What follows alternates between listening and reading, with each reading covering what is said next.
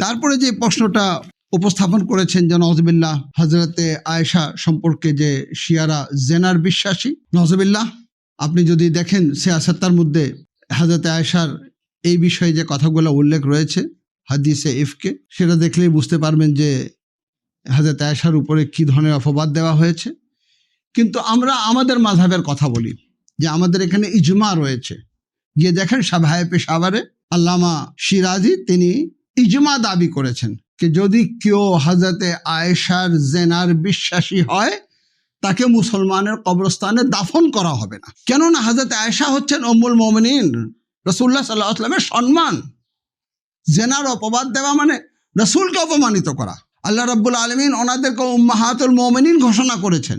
এই জন্য যে কেউ ওনাকে আর বিয়ে করতে পারবে না, তাহলে এরকম মানে মিথ্যাচার করা, একটি মাযহাবকে মানে অপবাদ দেওয়া, এটা কতটা সমীচীন আমি প্রশ্ন করতে চাই।